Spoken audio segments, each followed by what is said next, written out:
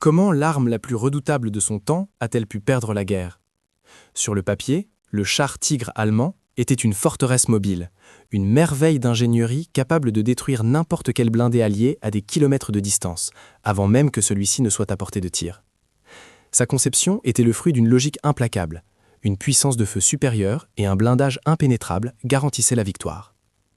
Pourtant, sur les champs de bataille de l'Est et de l'Ouest, ces titans d'acier se retrouvaient plus souvent vaincus par la boue, une panne de transmission ou un simple manque de carburant que par le feu ennemi. Le paradoxe est total. La quête de la perfection absolue a engendré l'outil le plus inefficace qui soit. La réponse à cette énigme ne se trouve pas dans les rapports de bataille, ni dans l'héroïsme des soldats, mais dans une faille psychologique profondément ancrée dans l'esprit de ses créateurs. C'est une histoire qui révèle comment une culture obsédée de la supériorité technique a pu s'aveugler sur la nature même de la guerre. Au fil de ce récit, nous allons déconstruire le mythe de l'ingénierie allemande pour exposer le principe caché qui a transformé son plus grand atout en sa faiblesse la plus fatale. Vous comprendrez pourquoi la machine de guerre la plus sophistiquée du monde était, dès sa conception, structurellement programmée pour l'échec, victime d'une arrogance intellectuelle qui la rendait incapable de voir la vérité la plus simple. Nous sommes fin 1943, au cœur du complexe militaire de Kummersdorf, au sud de Berlin. Loin du chaos sanglant des fronts, c'est une bulle de rationalité pure, un sanctuaire dédié à la science de la destruction. Ici, la guerre n'est pas une affaire de courage ou de stratégie, mais un problème d'ingénierie à résoudre par des calculs précis et des matériaux de pointe. L'air sent l'huile de coupe et le métal fraîchement usiné. Des hommes en blouse blanche se penchent sur des tables à dessin, traçant les plans de mécanismes d'une complexité inouïe.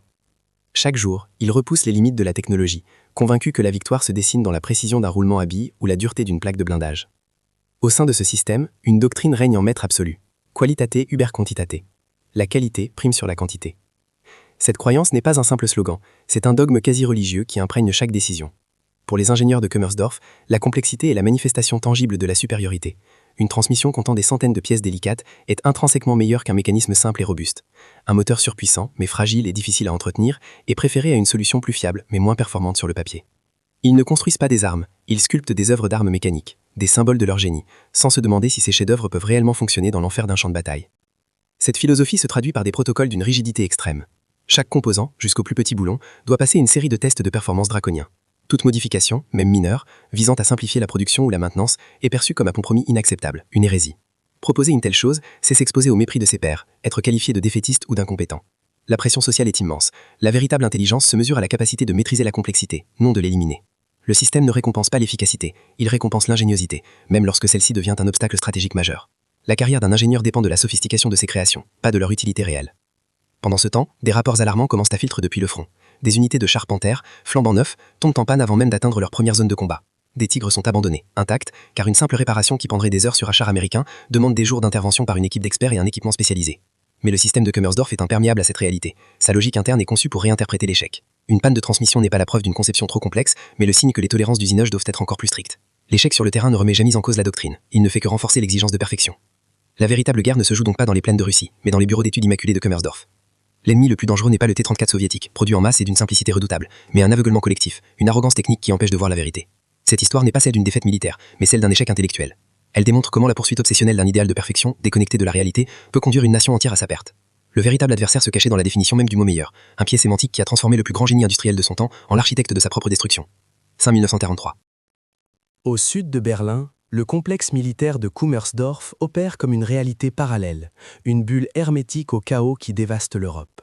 Protégé par un secret absolu, ce sanctuaire de l'ingénierie est un monde où la guerre n'est qu'une équation à résoudre. L'air y est saturé de l'odeur de l'huile de coupe et du métal chaud, un parfum de rationalité pure contrastant violemment avec la boue et le sang des fronts. Tandis que les villes allemandes brûlent sous les bombardements alliés et que la logistique s'effondre à l'est, ici, des hommes en blouse blanche poursuivent un idéal de perfection mécanique, convaincus que la victoire se dessine sur leur table à dessin. Au cœur de Kummersdorf règne une doctrine unique, un dogme gravé dans chaque plan et chaque prototype, qualitate uber quantitate, la qualité prime sur la quantité.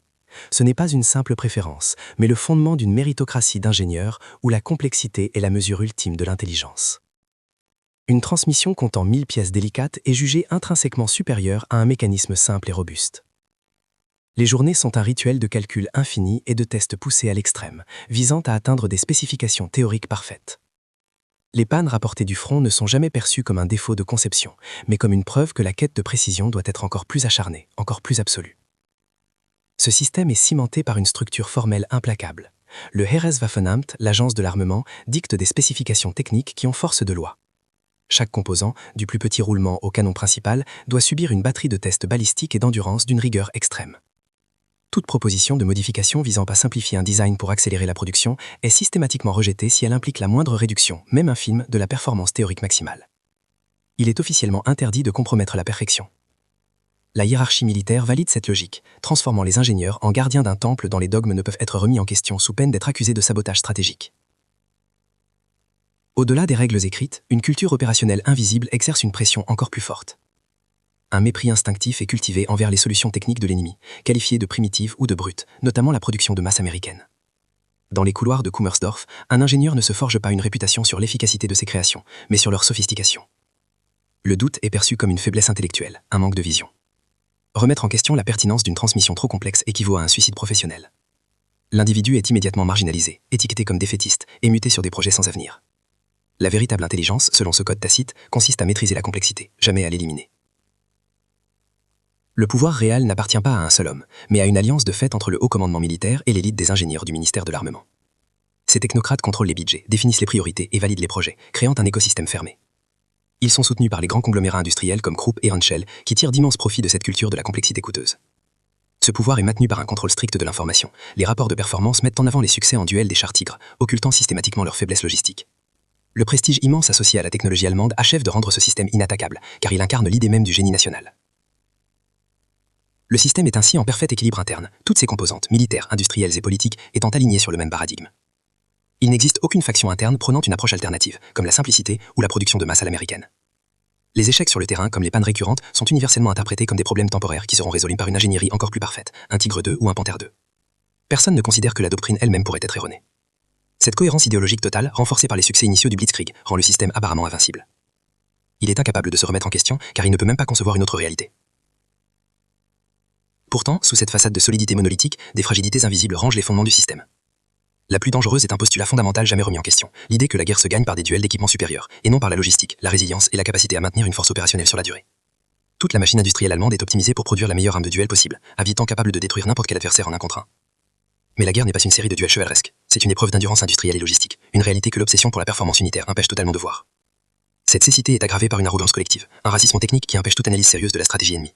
Le succès du char Sherman américain est balayé d'un revers de main, attribué uniquement à la masse brute, une explication simpliste qui dispense de toute introspection. Le système possède un point aveugle structurel. Il mesure le succès en termes de performance unitaire, la puissance d'un seul char dans des conditions idéales, et non en termes de disponibilité opérationnelle du parc global. Le fait qu'un Tigre soit supérieur à 10 Sherman n'a aucune importance si 9 de ces Sherman sont au combat pendant que le Tigre est immobilisé, en attente d'une pièce de rechange introuvable. Enfin, l'ensemble de cet édifice repose sur des dépendances critiques qui le rendent extraordinairement fragile dans une économie de guerre totale. La production de ces merveilles technologiques exige une main-d'œuvre hyper spécialisée, des machines-outils d'une précision extrême et des chaînes d'approvisionnement complexes pour des matériaux rares. Or, sous les bombardements alliés incessants et la pression d'une guerre sur deux fronts, ces trois piliers s'effritent jour après jour. Chaque bombe qui tombe sur une usine de roulement à billes, chaque technicien qualifié envoyé au front, chaque train de ravitaillement détruit est un coup porté au cœur de la doctrine. Le système, obsédé par la perfection interne, est aveugle à son effondrement externe imminent. Dans l'ombre des géants de Kummersdorf, loin des tables à dessin où naissent les titans d'acier, travaille Klaus Richter. Il n'est pas un architecte de la perfection, mais un médecin légiste des machines brisées. Son origine le distingue de l'élite académique qui l'entoure. Klaus a grandi non pas dans les amphithéâtres des universités techniques, mais dans la graisse et la limaille de l'atelier de son père en Souabe, où on réparait des tracteurs. Là, il a appris une vérité simple et brutale. La valeur d'une machine ne se mesure pas à ses spécifications sur le papier, mais à sa capacité à fonctionner sans interruption. À Kummersdorf, avec ses mains cailleuses et son pragmatisme instinctif, il est un étranger dans son propre pays. Son scepticisme n'est pas théorique, il est né dans la glace et la boue du front de l'Est durant l'hiver 1942. Jeune lieutenant, affecté à une unité de maintenance près de Stalingrad, il a été le témoin direct de l'effondrement de la sophistication technologique face à la réalité du terrain. Il a vu des Panzer IV, chefs-d'œuvre de mécanique de précision, immobilisés par le gel, leurs moteurs refusant de démarrer. tandis que les T-34 soviétiques, grossiers et robustes, continuaient d'avancer, souvent réparés à coups de marteau. Cette expérience a gravé en lui une conviction profonde. La complexité est une maladie, une fragilité déguisée en supériorité, et cette maladie rongeait l'armée allemande de l'intérieur. Klaus possède un talent rare, et dans ce système profondément méprisé, l'art de la simplification. Là où ses pairs s'efforcent d'ajouter des engrenages, des capteurs et des sous-systèmes pour gagner 1 km/h de plus ou 1 mm de blindage, lui cherche à enlever. Son esprit fonctionne à revers. Face à un plan complexe, il ne voit pas l'ingéniosité, il voit les points de rupture, les tolérances impossibles à maintenir en production de masse, les heures de maintenance superflues. Il a la capacité innée de déconstruire l'idéal théorique pour en extraire un noyau fonctionnel, fiable et surtout réparable. C'est un don qui, à Kummersdorf, est perçu comme un manque d'ambition. Son conflit intérieur est un tourment permanent. Il est un patriote, animé par un désir ardent de voir l'Allemagne victorieuse et fier du génie de ses compatriotes. Pourtant, il est hanté par la certitude que cette même fierté, cette obsession pour la perfection mécanique, est la cause directe de leur défaite imminente. Chaque fois qu'un général vend la portée du canon de 88 mm du Tigre, Klaus pense à sa transmission qui se brise après 150 km. Il vit dans un état de dissonance cognitive constante, se sentant comme un traître, non pas vers sa nation, mais vers une vérité technique que personne ne veut entendre, une vérité qui le consume. La rupture avec le système s'est produite lors d'une réunion de haut niveau sur les performances du Charpenter. Confronté à une avalanche de rapports désastreux sur les pannes de son train de roulement, Klaus a osé l'impensable. Il a présenté une proposition de refonte radicale, un système simplifié, plus robuste, inspiré sans le dire des solutions primitives de l'ennemi. La réaction fut un silence glacial, suivi d'un mépris à peine voilé. Un maréchal l'a accusé de défaitisme intellectuel, suggérant que sa proposition était une insulte au génie allemand. Son plan fut classé sans suite, enterré sous le poids de l'orthodoxie. Il avait commis le crime de lèse-majesté technologique. Depuis cet incident, Klaus est un paria. Officiellement, il n'a pas été dégradé, mais il a été mis au placard. On l'a muté dans un bureau sans fenêtre au sous-sol des archives, avec pour mission de compiler et analyser les rapports de panne en provenance du front. Cette punition, conçue pour isoler et le briser, est devenue involontairement sa plus grande force. Il a désormais accès à un flux ininterrompu de données brutes, la preuve irréfutable et quotidienne de la faillite du système. Chaque rapport est une nouvelle pièce à conviction dans le procès silencieux qu'il instruit contre la doctrine dominante, une confirmation macabre de ses propres prédictions. Le plus grand défaut de Klaus, et la raison de son échec à convaincre, est son absence totale de finesse politique. Il est incapable de diplomatie. La vérité, pour lui, est un outil tranchant qui ne souffre aucune parure. Il voit l'arrogance intellectuelle de ses supérieurs non comme une simple posture, mais comme une trahison stratégique, et il ne peut s'empêcher de le leur dire en face. Dans un système où le prestige, l'étiquette et l'adhésion au dogme sont plus importants que les résultats, sa franchise brutale est perçue non comme de l'intégrité, mais comme de l'insubordination. Il est son propre pire ennemi, incapable de jouer le jeu dont dépend sa survie professionnelle. La pression sur ses épaules devient insoutenable. Les rapports qu'il lit chaque matin ne sont plus des chiffres sur une page, ce sont les noms d'équipages anéantis, les coordonnées de forteresses d'acier abandonnées intactes, faute d'une simple pièce de rechange. Pendant que l'élite de Kummersdorf finalise les plans d'I-Tigre II, une machine encore plus complexe, plus lourde et plus exigeante, Klaus voit le gouffre s'ouvrir sous leurs pieds. Il a compris que le système est incapable de se réformer.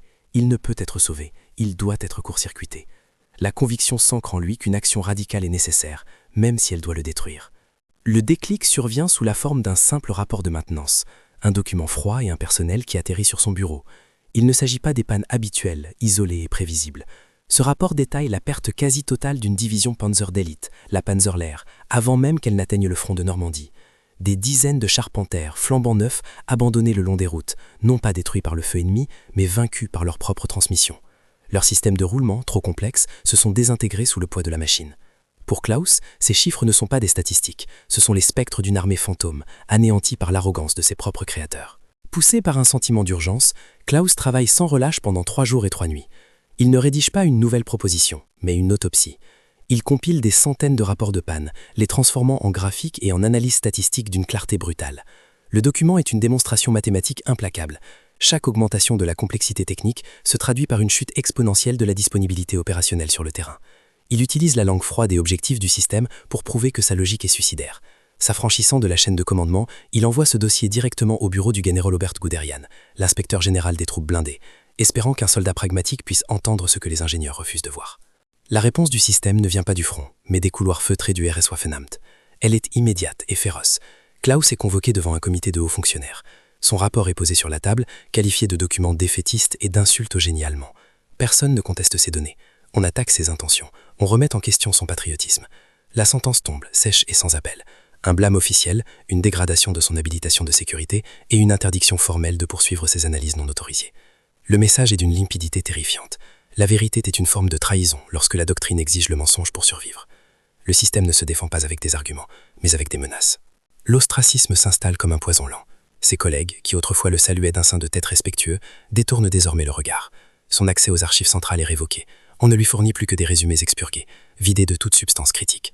Son bureau ou sous-salle devient une véritable cellule, un cachot intellectuel où il est nourri de l'information que le système veut bien lui donner. L'isolement n'est plus seulement professionnel, il devient physique et psychologique.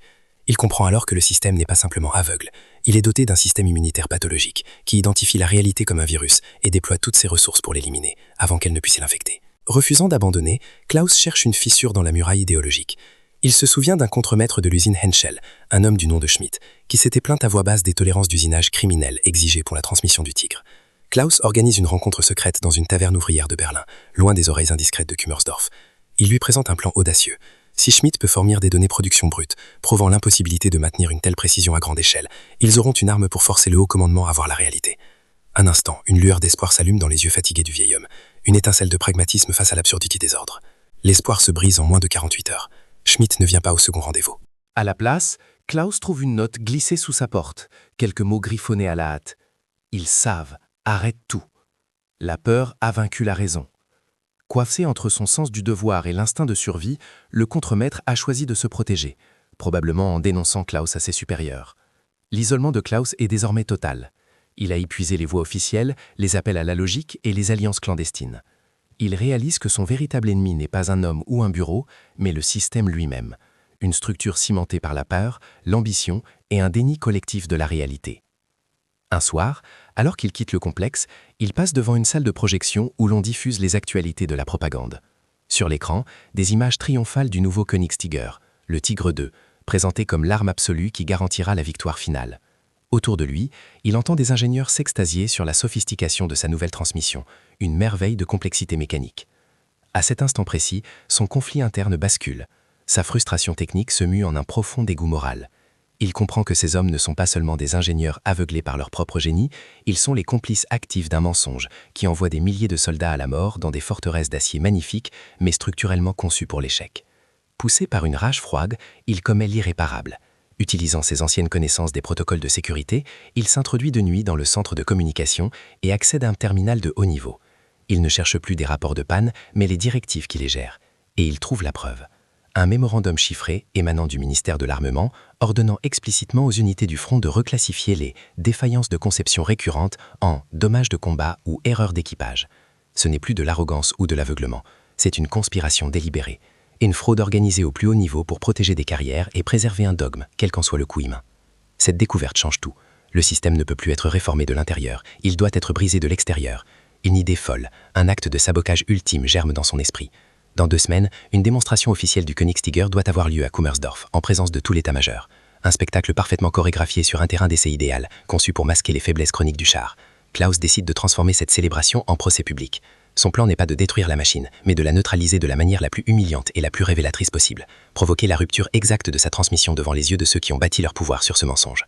Les jours suivants, Klaus opère comme une ombre. Il met à profit sa connaissance encyclopédique de chaque engrenage, de chaque joint, pour préparer son intervention.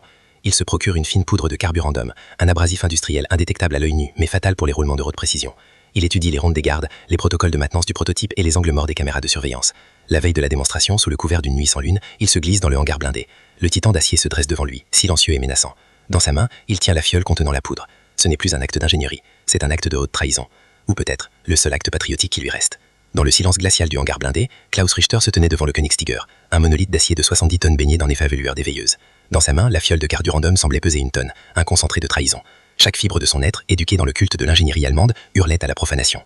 Cet engin n'était pas seulement une arme, c'était l'incarnation de l'identité nationale, un chef-d'œuvre de précision et de puissance. Sa beauté, c'était comme poignarder le cœur de tout ce qu'on lui avait appris à respecter, à admirer. Le conflit qui le déchirait n'était plus technique, mais existentiel. Il était un créateur sur le point de commettre l'acte ultime de destruction. Les voix de ses supérieurs résonnaient pour sa tête, un cœur accusateur. La voix du maréchal le traitant de défaitiste intellectuel, celle de ses pairs louant la beauté complexe de la transmission qu'il s'apprêtait à souiller. Il revoyait le visage fier de son père dans son atelier, lui enseignant que le travail bien fait était une forme de prière. Était-ce cela le travail bien fait? Devenir un traître pour prouver une vérité que personne ne voulait entendre. Le système exigeait de lui une foi aveugle, une adhésion inconditionnelle à un dogme qu'il savait était un mensonge mortel. Soumettre, c'était participer à la supercherie. Se rebeller, c'était renier son héritage, son éducation, son identité même d'ingénieur allemand. Puis d'autres voix, plus silencieuses mais infiniment plus puissantes, se sont élevées du fond de sa mémoire. Les voix des équipages de la Panzerlehr, figées dans les rapports qu'il avait lus jusqu'à l'épuisement. Il n'entendait plus des statistiques, mais les derniers messages radio désespérés, les descriptions cliniques de pignons pulvérisés, d'arbres de transmission tordus comme de vulgaires fils de fer.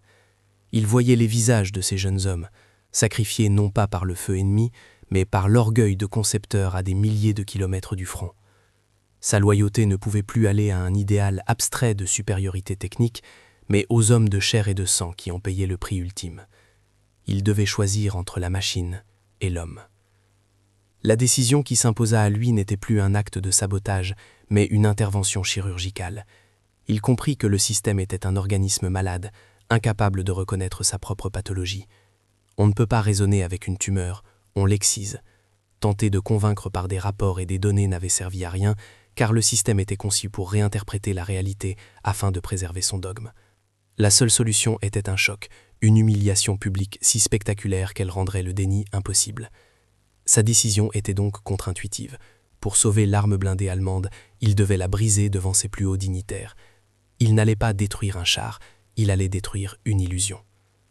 Il accepta le coup de cette décision avec une clarté glaciale. Il n'y avait aucune issue pour lui. Il ne cherchait pas à s'échapper, ni à rester anonyme. Il serait démasqué, jugé pour haute trahison en temps de guerre, et, sans le moindre doute, exécuté. Sa vie, sa carrière, son nom, tout serait sacrifié. Mais cette certitude, loin de le paralyser, le libéra. Le choix n'était plus entre sa survie et son devoir, mais entre deux formes de mort. Mourir en lâche, complice silencieux d'un désastre annoncé, ou mourir en homme libre, ayant agi selon sa conscience. Il choisissait de donner un sens à sa fin, de transformer sa propre destruction en une dernière leçon d'ingénierie, la plus importante de sa vie. Avec une précision de mécanicien, il s'approcha du flanc du monstre d'acier. Ses mouvements étaient fluides, dépourvus de toute hésitation. Il déverrouilla la trappe de maintenance de la transmission, un geste qu'il avait répété des centaines de fois sur des maquettes et des plans. Le mécanisme s'ouvrit dans un léger déclic. À l'intérieur, un labyrinthe d'engrenages parfaitement usinés luisait sous la lumière de sa lampe de poche. C'était bien une œuvre d'art, complexe et fragile. Sans un tremblement, il déversa la fine poudre de carborandium dans le carter d'huile, où elle se dispersa comme un poison invisible. Il referma la trappe. Le clic final scella son destin. Le point de non-retour était franchi. Il n'y avait plus de retour en arrière possible. Klaus se redressa lentement, essuyant ses mains sur son pantalon. La tempête qui faisait rage en lui s'était apaisée. Une étrange sérénité l'envahit, la paix de celui qui a enfin aligné ses actes sur ses convictions les plus profondes. Il n'était plus un homme déchiré entre deux loyautés. Il avait choisi. En se détournant du char, il ne laissait pas derrière lui une arme sabotée, mais un verdict. Il quitta le hangar non pas comme un criminel fuyant la scène de son crime, mais comme un juge quittant son tribunal après avoir rendu une sentence inévitable. Le conflit interne était résolu. Désormais, il n'attendait plus que les conséquences de son jugement, prêt à y faire face sans regret. Le jour de la démonstration, une atmosphère de triomphe anticipé régnait sur Kummersdorf. L'élite du Troisième Reich était là, généraux en uniformes impeccables, ingénieurs au sommet de leur art, dignitaires du parti. Tous étaient venus assister au couronnement de leur doctrine, l'apothéose de la supériorité technique. Au centre du terrain d'essai, le Königstiger attendait, une bête de 70 tonnes, son blindage incliné reflétant le ciel gris de Brandebourg. Il n'était pas seulement un char, il était une affirmation, la promesse d'une victoire inéluctable, forgée dans l'acier et la précision. Anonyme dans la foule, Klaus Richter observait la scène, le cœur battant à un rythme lent et régulier. Il était le seul à savoir que ce sacre serait une exécution. La démonstration commença par une démonstration de puissance parfaitement orchestrée. Le monstre d'acier s'ébranla avec une agilité déconcertante, son moteur Maybach de 700 chevaux rugissant une symphonie de puissance maîtrisée. Il pivota sur lui-même, traçant des cercles parfaits dans la terre meuble, sa tourelle tournant avec une fluidité hypnotique pour suivre une cible imaginaire. Un murmure d'admiration parcourut l'assemblée. Puis, sur ordre, son long canon de 90 mm cracha le feu. L'obus traversa l'air dans un sifflement strident et pulvérisa une vieille carcasse de T-34 à 2 km de distance. Des applaudissements éclatèrent. La machine était parfaite, la doctrine était juste, l'illusion était totale, portée à son paroxysme juste avant la chute. L'épreuve suivante devait simuler les contraintes d'une manœuvre de combat intense, une accélération brutale suivie d'un virage serré sur un terrain accidenté. Le pilote obéit, poussant le moteur à plein régime. C'est alors qu'un son nouveau, étranger à la mélodie de la puissance, se fit entendre. Un grincement sourd, métallique, presque imperceptible pour les non-initiés, mais qui pour Klaus fut aussi assourdissant qu'un coup de canon. C'était le son des roulements de haute précision rencontrant la morsure abrasive du carborandum, le premier cri de douleur de la machine. Le char semblait hésiter une fraction de seconde, une légère perte de fluidité dans sa course. La première fissure venait d'apparaître dans la façade de la perfection. Le grincement s'intensifia, se transformant en un hurlement strident de métal torturé, un cri d'agonie mécanique qui déchirait l'air et fit taire les conversations. Une épaisse fumée noire, âcre et huileuse, commença à s'échapper du compartiment de la transmission, sur le flanc du char. La machine, lancée à pleine vitesse, eut un soubresaut violent, comme si une main invisible l'avait frappée au cœur. Puis, avec une secousse finale qui projetait le pilote contre ses commandes, elle s'immobilisa. Le moteur continuait de tourner follement dans le vide, mais les chenilles étaient inertes. Le titan d'acier, la fierté de l'ingénierie allemande, était paralysé, vaincu non par une arme ennemie, mais par ses propres entrailles. Un silence de mort tomba sur la tribune. Le moteur fut coupé. Dans le calme soudain, on n'entendait plus que le crépitement du métal surchauffé et le sifflement de la fumée s'échappant de la blessure béante. Le Königstiger, symbole de la puissance irrésistible, gisait comme une carcasse impuissante au milieu du terrain, son canon pointé absurdement vers un ciel indifférent. Sur les visages des généraux, l'admiration avait fait place à une incrédulité stupéfaite, puis à une fureur glaciale. Le spectacle méticuleusement préparé venait de se transformer dans la plus humiliante des débâcles. L'échec n'était pas seulement technique, il était idéologique, public et absolument irréfutable. Le dogme venait de s'effondrer en direct. Une équipe de techniciens paniqués se précipita vers le char, leur visage blême trahissant la gravité de la situation. Ils forcèrent la trappe de maintenance de la transmission. Ce qui en sortit ne fut pas de l'huile claire, mais une boue noire et épaisse, visqueuse, qui s'écoula lentement sur le blindage. À la lumière du jour, on pouvait y voir scintiller des myriades de fragments métalliques, les restes pulvérisés des engrenages de précision. Le chef du projet, un homme dont la carrière entière reposait sur cette machine, tomba à genoux, le souffle coupé. Il n'y avait aucun doute possible. C'était pas une panne, c'était un assassinat mécanique, une exécution d'une diabolique précision. L'illusion était morte, et son cadavre gisait sous leurs yeux. Au milieu du chaos et de la confusion, 2 silhouettes en longs manteaux de cuir se détachèrent de la foule, des officiers de la Gestapo. Leurs yeux ne cherchaient pas la cause de la panne, mais son auteur. Ils balayèrent les rangs des ingénieurs présents, cherchant un signe, une anomalie. Ils trouvèrent Klaus Richter. Il n'essayait pas de fuir ni de se cacher. Il se tenait droit, immobile, observant la scène avec une expression de calme presque clinique. Lorsque leurs regards se croisèrent, il ne scia pas. Il n'y avait pas de mots, pas d'accusation. Simplement la certitude froide et silencieuse. Ils s'approchèrent et le saisirent par les bras. Il ne posa aucune résistance. Il avait livré son rapport final et il était prêt à en payer le prix. La démonstration fut annulée. La foule se dispersa dans un silence lourd, laissant le char brisé comme un monument funéraire au milieu du terrain. Pour la première fois, une brèche s'était ouverte dans le mur de certitude. Le général Guderian, qui se souvenait du rapport alarmiste de Klaus, fixa longuement la machine paralysée, puis le visage dévasté de l'ingénieur en chef. L'explication officielle serait celle d'un sabotage commis par un traître isolé, mais la nature de la panne était trop symbolique pour être ignorée. C'était pas une explosion, mais un effondrement interne, une illustration parfaite de la fragilité structurelle que Klaus avait dénoncée. Le système avait été forcé de contempler sa propre pathologie. L'acte de Klaus Richter ne stoppa pas la production du Königstiger, mais il empoisonna le programme. La confiance aveugle dans la supériorité technique était brisée. Chaque nouvelle panne sur la forme ne serait plus perçue comme un incident isolé, mais comme une confirmation du verdict rendu à Kummersdorf. Klaus avait perdu sa liberté et sa vie, mais il avait remporté une victoire posthume dévastatrice. Il avait prouvé de la manière la plus spectaculaire qui soit que la logique du système était fondamentalement erronée, que la quête obsessionnelle de la perfection mécanique était une voie directe vers l'autodestruction. Le conflit externe était résolu. L'idéologie avait publiquement été exposée comme une faiblesse stratégique fatale. Officiellement, la chute du Königstiger fut attribuée à un acte de trahison isolé. Klaus Richter fut jugé en secret, condamné pour sabotage et exécuté sans cérémonie. Le système, dans un réflexe d'autoprotection, purgeait l'anomalie, effaçant son nom des archives et classifiant l'incident comme une simple défaillance de sécurité. Mais pour les témoins de la débâcle, l'explication officielle se n'est crue. L'image du titan d'acier vaincu non par une force extérieure mais par sa propre complexité interne s'est gravée dans les esprits. La nature même de la panne, une rupture de transmission si symbolique, a transformé le traître en prophète. Chaque nouveau rapport de panne mécanique en provenance du front ne serait plus un simple incident, mais un écho macabre de l'avertissement de Richter. À court terme, l'inertie du système l'emporta. La production du Tigre II se poursuivit, car admettre une erreur de conception fondamentale aurait signifié l'effondrement de toute la doctrine de l'armement. Cependant, la fissure était là, invisible mais profonde. Le général Guderian, hanté par le souvenir de la démonstration et se rappelant le rapport de Klaus, utilisa l'incident comme un levier politique. Il ne contestait pas la version officielle du sabotage, mais s'en servit habilement pour plaider en faveur de systèmes plus robustes, arguant qu'une complexité excessive créait des vulnérabilités internes exploitables par l'ennemi. La validation de Klaus ne fut pas publique, mais elle commençait à opérer silencieusement dans les coulisses du pouvoir, semant un doute qui ne cesserait de grandir. La véritable validation, la plus tragique, est venue des champs de bataille. Durant la bataille des Ardennes et les dernières offensives désespérées sur le front de l'Est, la prophétie de Klaus s'est réalisée avec une précision mathématique. Les quelques Königstiger engagés se sont révélés être des prédateurs redoutables, mais la plupart n'ont jamais atteint les zones de combat cruciales. Ils tombaient en panne sur les routes boueuses, abandonnés par leurs équipages faute de pièces de rechange ou de carburant. Pendant ce temps, des vagues incessantes de Sherman et de T-34, plus simples, plus fiables et réparables sur place, submergeaient les défenses allemandes. La guerre a prouvé que la disponibilité opérationnelle d'une armée est infiniment plus importante que la supériorité théorique d'une seule de ses armes. Après la défaite, les équipes de renseignement technique des Alliés ont investi Kummersdorf. Leur admiration initiale pour l'ingénierie allemande s'est rapidement muée en stupéfaction.